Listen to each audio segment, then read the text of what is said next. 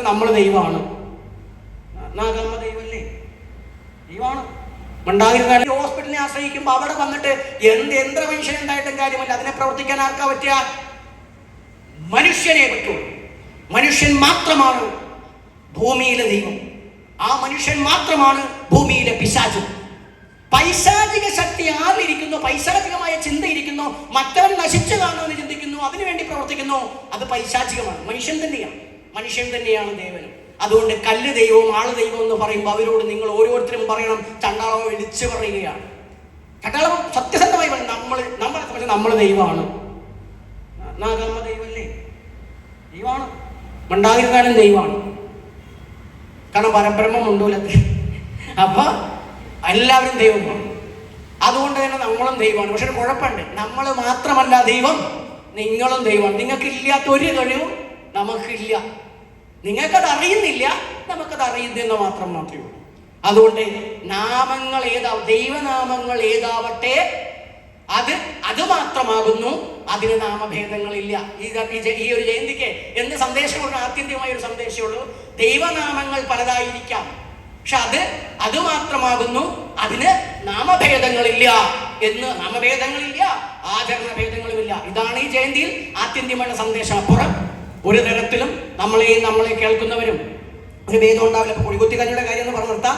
അതിലെന്താ വെച്ചാൽ രണ്ടാമത്തെ ആചരണം എന്ന് പറഞ്ഞാൽ മാതാവ്, പ്രകൃതി മാതാവാണ്, ഭൂമി മാതാവാണ്. ഭൂമിയുടെ മാർത്തട്ടിൽ നിന്നും പാല് കുടിക്കുന്നത് പോലെ ഒരു അവധൂതൻ ഭക്ഷണം കഴിക്കുന്നു. അവിടെ കഴിക്കുന്ന ഒരു ഈച്ചയൊക്കെ വന്നിരിക്കുന്നുണ്ട്. അതൊന്നും ഈച്ച രോഗത്തെ പകർത്തുന്നത് ശരിയാണ്. പക്ഷെ അവധൂതൻ അത്രയും ചിന്തയൊന്നും ഇല്ലാത്തത് കൊണ്ട് പട്ടിയോ പൂച്ചയോ ഈച്ചയോ കാക്കയോ നക്കിയാലും അത് കഴിക്കും. കാരണം അതും നമ്മുടെ സഹോദരങ്ങൾ തന്നെ. അതിന് വേറെ ആരും ഭക്ഷണം ഉണ്ടാക്കി കൊടുക്കാനില്ല. അങ്ങനെ അവധൂത പാരമ്പര്യത്തിന്റെ ഭാഗമാണ് ഒരു വീക്ഷണത്തിൽ കുഴികുത്തിക്കഞ്ഞുടി.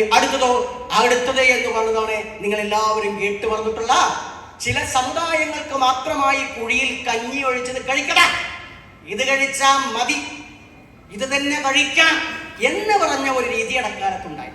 അത് മാത്രമാണ്. എന്താണ് അവധൂത പാരമ്പര്യം ഉണ്ടായിരുന്ന ആദിമ ജനതയെ അവരുടെ സമ്പ്രദായം മാത്രം മനസ്സിലാക്കാതെ ആ കാലഘട്ടത്തിൽ മാത്രമല്ല ഈ കാലഘട്ടത്തിലും പല സന്യാസിമാർക്കും പല ആചാര്യന്മാർക്കും പല മതസ്ഥർക്കും പല യുക്തിവാദികൾക്കും പല വിപ്ലവകാരികൾക്കും ഇപ്പോഴും അറിയില്ല എന്താണ് അടിസ്ഥാന പ്രശ്നം എന്നത്. അവർ എന്താണ് ഇതൊക്കെ മോശം എന്നാണ്.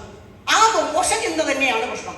അതായത് ഒരുത്തൻ കുഴികുത്തി കഞ്ഞി കുടിച്ചു, ഇപ്പൊ നമ്മൾ കഴിച്ചു, നമ്മളുടെ മക്കളോടോ ശിഷ്യരോടോ നിർബന്ധിച്ച് നീ ഇങ്ങനെ തന്നെ കഴിക്കണം എന്ന് പറയുന്നിടത്താണ് രാമാൻജി നമസ്കാരം.